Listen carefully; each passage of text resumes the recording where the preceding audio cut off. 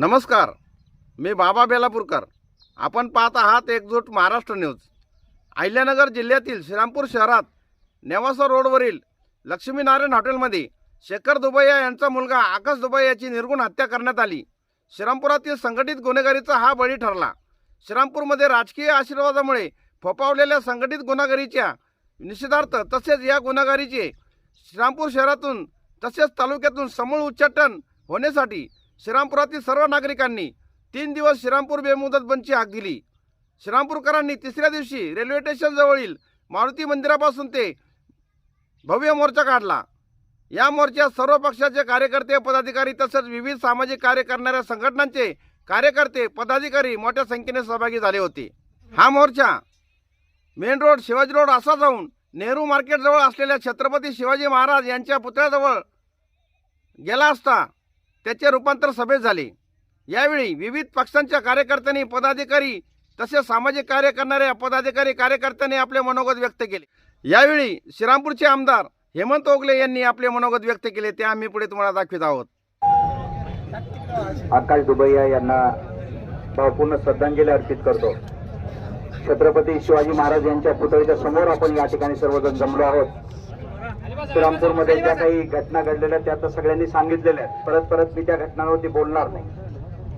परंतु आज या गोष्टीची खंत वाटते की जर आज महाराज असते तर यांना कडेलोट झाला असताना यांना हत्तीच्या पायाखाली नक्कीच महाराजांनी दिला असतं. परंतु आता सरकार महाराजांच्या भूमिकेत जाते की नाही हे आता पाहण्याची वेळ आली. आपल्या श्रीरामपूरचे पोलीस या ठिकाणी महाराजांच्या भूमिकेत जातात की नाही हे पाहण्याची वेळ आलेली आहे. आणि अपेक्षा करतो की श्रीरामपूरचे पोलीस असतील, नव्याने रुजू झालेले पोलीस अधीक्षक असतील, यांनी मागच्या 15 दिवसापासून 1 महिन्यापासून जी भूमिका घेतली त्या भूमिकेवरती त्यांनी ठाम राहावं. नाही असं परत होऊ नये की परत 1-2 दिवसांनी परत तेच दिवस चालू होतील. माझं प्रांत अधिकारी असतील, तहसीलदार असतील, कलेक्टर साहेब असतील, यांनाही विनंती की श्रीरामपूरची सगळीच वाळू ही बंद करा सगळ्यात प्रथम.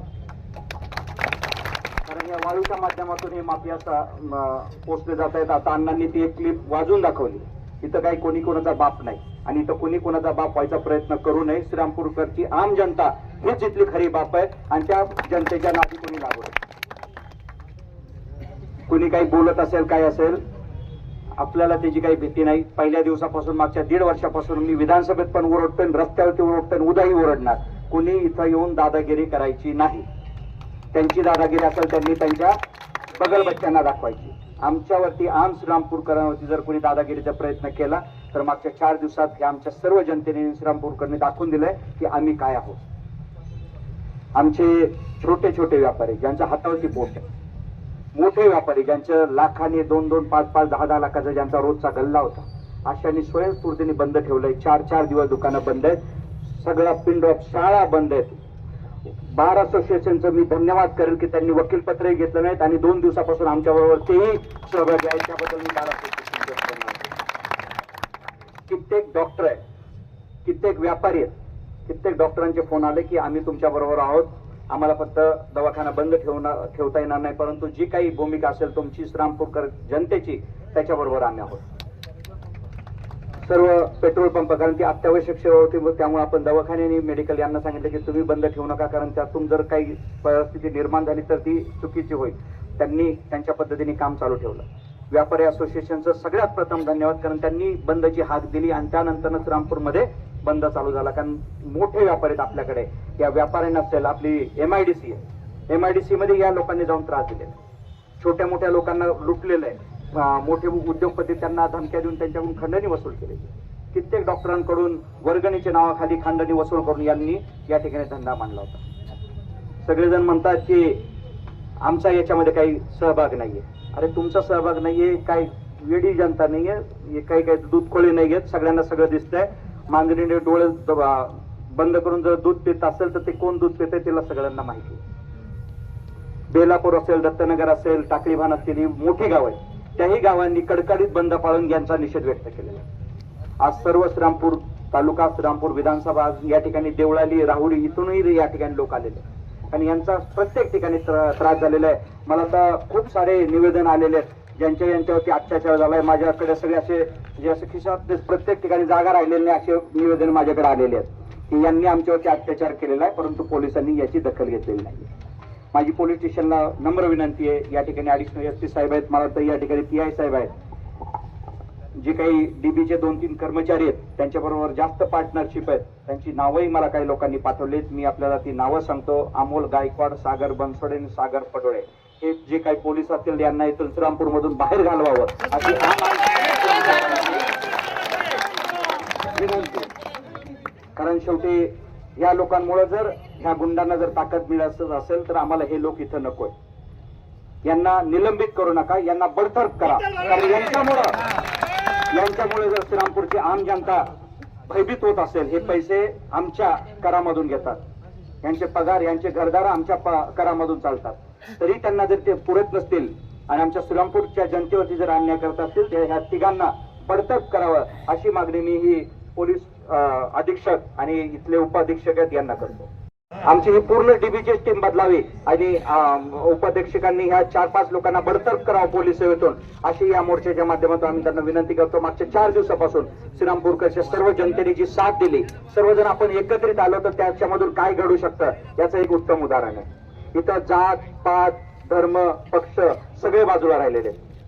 आज प्रत्येक जण या मोर्चामध्ये सहभागी झाला आहे. सरकारलाही त्याची दखल घ्यावी लागलेली आहे. सरकारने याच्या बाबतीत आम्हाला माहिती की आम्ही जी मागणी, आमचा जो भाऊ आहे आकाश दुबैया याचा जो परवा दिवशी निर्घुण खून झालेला आहे, त्याच्यामधून या सर्व टोळीवरती हे 3 जण सापडलेत, यांच्या नाही, या पूर्ण टोळीवरतीच मोका लागावा अशी आमची मागणी. आणि ही मागणी जोपर्यंत पूर्ण होत नाही तोपर्यंत आज हे बंदचं आंदोलन आम्ही तात्पुरतं स्थगित केलेलं आहे. फक्त बंद स्थगित केलेलं आहे, आंदोलन स्थगित केलेलं नाही. हे परत कान खोर मोकळं ठेवून सर्वांनी ऐकून घ्या. हे फक्त बंद जो आहे तो बंद तात्पुरता आम्ही फक्त मागे घेतलेला आहे, परंतु आंदोलन हे वेगवेगळ्या माध्यमातून चालत राहणार आहे. जोपर्यंत आकाश दुबैयाला न्याय मिळत नाही आणि या टोळीवरती मोका दाखल होत नाही, या टोळीला इथून हद्दपार करत नाही, तोपर्यंत हे आंदोलन चालू राहणार म्हणजे राहणार. त्याच्यामध्ये काही बदल होणार नाही. फक्त वेगवेगळ्या माध्यमातून वेगवेगळ्या पद्धतीने हे आंदोलन करू. जनतेला वेठीस धरायचं नाही. मी जे लहान व्यापारी असतील, ज्यांचं नुकसान, ज्यांचं हातावरती पोट आहे, त्यांनी याच्यामध्ये आम्हाला सहकार्य केलं, त्यांनी स्वयंस्फूर्तीने हा बंद पाळला, मी त्यांचाही आभार मानेल. जे मोठे व्यापारी आहेत त्यांचेही आभार मानेल.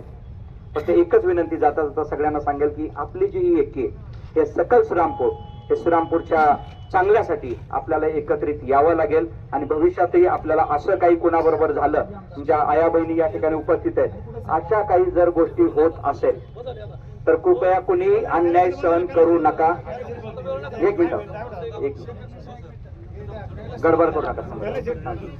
कुणीही असा जर कुठे अन्याय होत असेल तर अन्याय सहन करू नका. माझी सगळ्यांना विनंती आहे. आम्हाला सांगा, कुणालाही सांगा, तुमच्या जो जवळचा माणूस असेल आणि जर त्याच्यावरती जर अन्याय झाला तर आपल्या सगळ्यांना परत असंच एकत्रित येऊन रस्त्यावर उतरावं लागेल. एवढंच बोलतो आणि आकाशला आमच्या न्याय द्यावा ही सरकारला विनंती करतो. तुर्तास एवढेच. भेटूया पुढच्या बातमीपत्रात. जय हिंद, जय महाराष्ट्र.